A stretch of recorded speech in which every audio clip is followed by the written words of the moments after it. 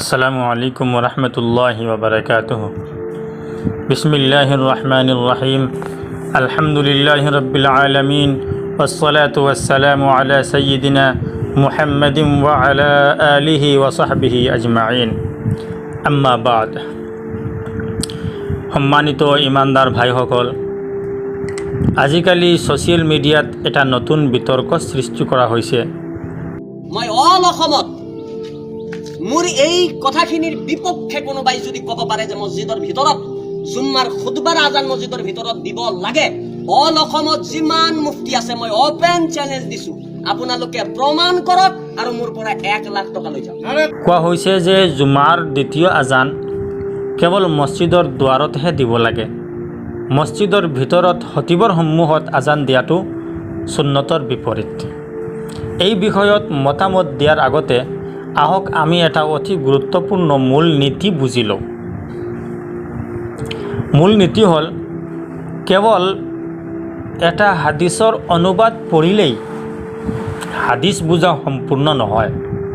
কাৰণ যদি কেৱল অনুবাদেই যথেষ্ট হ'লহেঁতেন তেন্তে চাহাবাসকলৰ প্ৰয়োজন নাথাকিলহেঁতেন। তাবিঈন আৰু ইমামসকলৰো প্ৰয়োজন নাথাকিলেহেঁতেন। প্ৰকৃত প্ৰশ্নটো হ'ল, এই হাদিছটো চাহাবাসকলে কেনেকৈ বুজিছিল, তাবিঈনসকলে কেনেকৈ আমল কৰিছিল, 4 ইমাম আৰু উম্মতৰ ফকীহসকলে ইয়াৰ পৰা কি হুকুম উলিয়াইছিল। এইটোৱেই আহলে সুন্নত ৱাল জামাতৰ মূল পদ্ধতি। আমি কোৰআন আৰু হাদিছক নিজৰ বুদ্ধি, নিজৰ ধাৰণা বা নিজৰ মন মৰ্জিৰে বুজি নলওঁ। আমি বুজোঁ যিদৰে চাহাবাসকলে বুজিছিল। কাৰণ চাহাবাসকলেই ৰাছুলুল্লাহ সাল্লাল্লাহু আলাইহি সাল্লামৰ মুখৰ পৰা হাদিছ শুনিছিল। তেওঁলোকে ওহী নাজিল হোৱা পৰিৱেশ দেখিছিল। আৰবী ভাষা তেওঁলোকৰ মাতৃভাষা আছিল আৰু ৰাছুলুল্লাহ সাল্লাল্লাহু আলাইহি সাল্লামে তেওঁলোকক নিজে শিক্ষা দিছিল।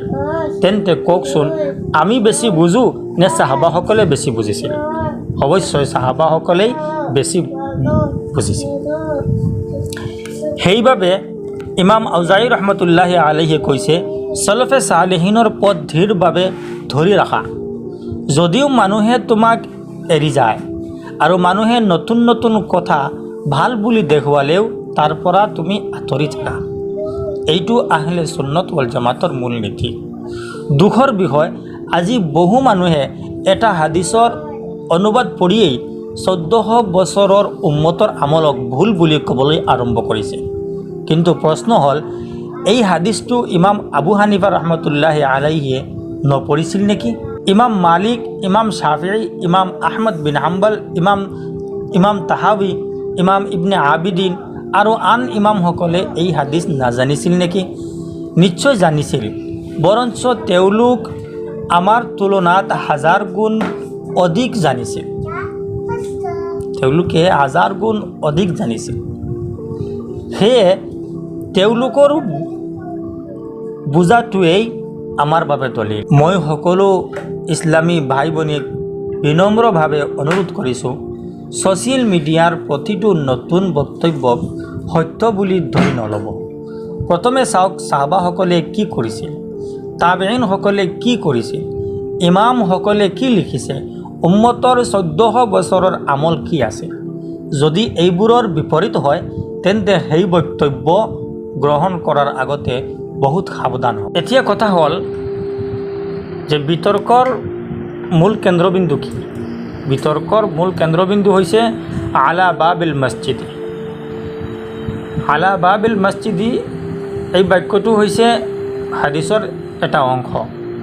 সম্মানিত ভাইসকল, এতিয়া আহক সেই হাদিছটো লৈ যাওঁ যিটোক লৈ আজি ইমান আলোচনা চলি আছে।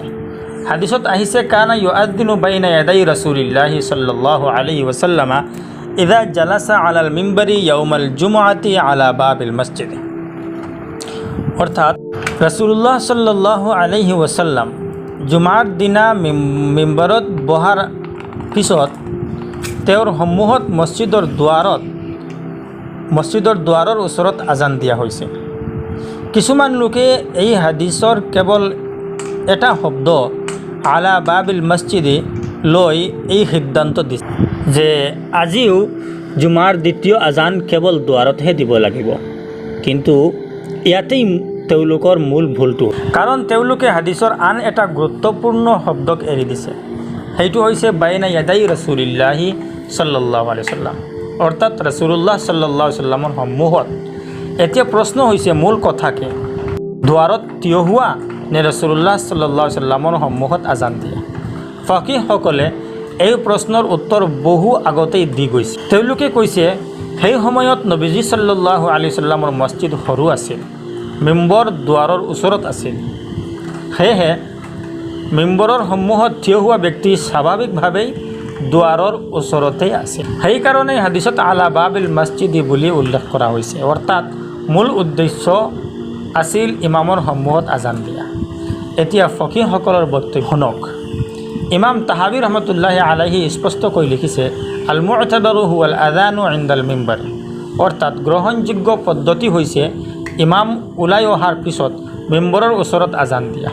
এইটোৱেই ৰাছুলুল্লাহ সাল্লাল্লাহু আলাইহি সাল্লাম, হযৰত আবু বকৰ ছিদ্দিক, হযৰত ওমৰ ৰাদিয়াল্লাহু আনহুমাৰ যুগৰ মূল পদ্ধতি।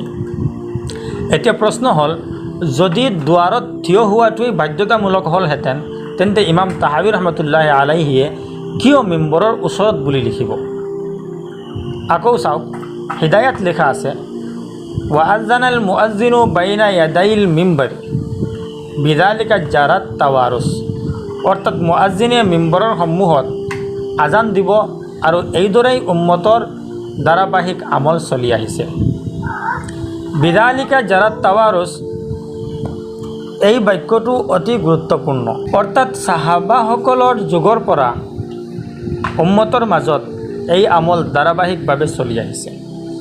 আল্লামা ইবনে আবিদিন ৰহমতুল্লাহি আলাইহি লিখিছে, ওয়ায়ুআজ্জিনু সানিয়ান বাইনা ইয়াদাই আইল খতিব, ওয়ায়ুআজ্জিনু সানিয়ান বাইনা ইয়াদাইহি আইল খতিব আলা সাবিলি সুন্নিয়া, অৰ্থাৎ দ্বিতীয় আজান খতিবৰ সন্মুখত দিয়া সুন্নত। আৰু আল্লামা আনৱাৰ শাহ কাশ্মীৰী ৰহমতুল্লাহি আলাইহি লিখিছে, ফাবাতালা বিযালিকা কওলু মান জাইমা আন্না তাযিনা ইনদাল খুতবাতি ফিল মছজিদি বিদআতু, অৰ্থাৎ যিয়ে কয় যে খুতবাৰ সময়ত মছজিদৰ ভিতৰত আজান দিয়াটো বিদআত, তাৰ কথা বাতিল হ'ল। এতিয়া সিদ্ধান্ত কি? সিদ্ধান্ত একেবাৰেই স্পষ্ট, মছজিদৰ বাহিৰত আজান দিয়াটো জায়েজ, কিন্তু মছজিদৰ ভিতৰত খতিবৰ সন্মুখত মিম্বৰৰ ওচৰত আজান দিয়াটো অধিক উত্তম সুন্নত আৰু উম্মতৰ ধাৰাবাহিক আমল। সেয়েহে কোনোবাই যদি বাহিৰত আজান দিয়ে তাক নাজাইজ আৰু ভুল বুলি নকওঁ, কিন্তু যদি কোনোবাই কয় ভিতৰত আজান দিয়াটো বিদআত অথবা 1400 বছৰে সকলো মানুহে ভুল কৰি আহিছে, তেন্তে এই কথা জমহুৰ ফকীহ, মুহাদ্দিছ আৰু উম্মতৰ ধাৰাবাহিক আমলৰ বিপৰীত। এতিয়া আহক এই ফিতনাৰ বৈজ্ঞানিক উত্তৰ আৰু জনসাধাৰণৰ বাবে নচিহত। সম্মানিত ইমানদাৰ ভাইসকল, এতিয়া এই আলোচনাৰ শেষত মই এটা গুৰুত্বপূৰ্ণ কথা ক'ব বিচাৰিছোঁ। প্ৰথম কথা, এই বিষয়টো ইমান আৰু কুফুৰৰ বিষয় নহয়, এইটো জাইজ বা নাজাইজৰ বিষয় নহয়, এইটো কেৱল কোনটো অধিক উত্তম আৰু উম্মতৰ ধাৰাবাহিক আমল সেই বিষয়ে। সেয়েহে এই সৰু বিষয়টোক লৈ মছজিদত বিবাদ সৃষ্টি কৰা, মানুহক ভাগ ভাগ কৰা আৰু ছ'চিয়েল মিডিয়াত উত্তেজনা সৃষ্টি কৰা ইছলামে কেতিয়াও সমৰ্থন নকৰে। ৰাছুলুল্লাহ সাল্লাল্লাহু আলাইহি সাল্লামে কৈছে, মুমিনী মুমিনৰ ভাই। তেন্তে আমি এনেকুৱা এটা বিষয়ক লৈ কিয় ভাইৰ লগত ভাইৰ সম্পৰ্ক নষ্ট কৰিম? এটা কথা চিন্তা কৰক, যদি সঁচাকৈয়ে মছজিদৰ ভিতৰত জুমাৰ দ্বিতীয় আজান দিয়াটো সুন্নতৰ বিপৰীত হ'লহেঁতেন, তেন্তে 1400 বছৰে উম্মতৰ ইমান ডাঙৰ ডাঙৰ ইমাম, মুহাদ্দিছ, মুফতি আৰু ফকীহসকলে এই ভুলটো নেদেখিলেনে? ইমাম আবু হানিফা ৰহমতুল্লাহি আলাইহি, ইমাম মালিক, ইমাম শাফিঈ, ইমাম আহমদ বিন হাম্বল, ইমাম তাহাৱী, ইমাম ইবনে আবিদিন ৰাহিমাহুমুল্লাহ তাআলা আৰু ভাৰতৰ উপমহাদেশৰ আকাবিৰ ওলামাসকল সকলো এই পদ্ধতিত আমল কৰি আহিল। এতিয়া কোনোবাই যদি আহি কয় ইমান দিনে সকলো ভুল কৰিছিল, সকলো মানুহে ভুল কৰি আহিছিল, এতিয়া মইহে সঠিক কথা বুজিলোঁ, তেন্তে এনে দাবীক বহুত সাৱধানতাৰে পৰীক্ষা কৰিব লাগিব। কাৰণ আহলে সুন্নত ওয়াল জামাতৰ নীতি হ'ল যি কথা উম্মতৰ জমহুৰ উলামা আৰু সালফে সালেহিনে বুজা নাই, সেই কথাক নতুনকৈ দিন বনাই মানুহৰ ওপৰত জাপি দিব নালাগে। মোৰ প্ৰিয় ভাইসকল, আজিকালি এটা ডাঙৰ সমস্যা হৈছে ছ'চিয়েল মিডিয়াত 5 মিনিটৰ এটা ভিডিঅ' চাই মানুহে নিজকে মুহাদ্দিছ আৰু মুফতি বুলি ভাবিবলৈ আৰম্ভ কৰে। কিন্তু দিন এনেদৰে শিকিব নোৱাৰে। দিন শিকিব লাগে উলামাৰ পৰা, ফিকহৰ পৰা, মুহাদ্দিছসকলৰ ব্যাখ্যাৰ পৰা আৰু উম্মতৰ ধাৰাবাহিক আমলৰ। মই সকলো ইমাম, মুয়াজ্জিন, মছজিদ কমিটি আৰু সাধাৰণ মুছলিম ভাইসকললৈ বিনম্ৰ অনুৰোধ জনাইছোঁ, এই বিষয়টোক লৈ তৰ্ক বিতৰ্ক নকৰিব। যদি কোনো মছজিদত মিম্বৰৰ সন্মুখত আজান দিয়া হয়, এইটো সুন্নত আৰু উম্মতৰ চলি অহা আমল। আৰু যদি কোনো ঠাইত বাহিৰত আজান দিয়ে, সেইটো লৈ মছজিদত কাজিয়া সৃষ্টি নকৰিব। কিন্তু মছজিদৰ ভিতৰত আজান দিয়াটো বিদাত অথবা সুন্নতৰ বিপৰীত বুলি প্ৰচাৰ কৰা বন্ধ কৰক। কাৰণ এই দাবীৰ সমৰ্থনত জমহুৰ ফাকিহসকল নাই, বৰং তেওঁলোকৰ বক্তব্য ইয়াৰ বিপৰীত।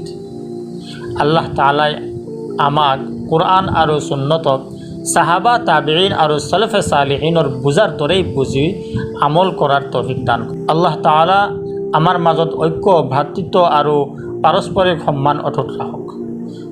নতুন ফিতনা আৰু বিভ্ৰান্তিৰ পৰা আল্লাহ তাআলাই আমাক সকলোকে হেফাজত কৰক। ওয়া আখিৰু দাওয়ানা আনিল হামদুলিল্লাহি ৰাব্বিল আলামিন। আসসালামু আলাইকুম ওয়া ৰাহমাতুল্লাহি ওয়া বাৰাকাতুহু।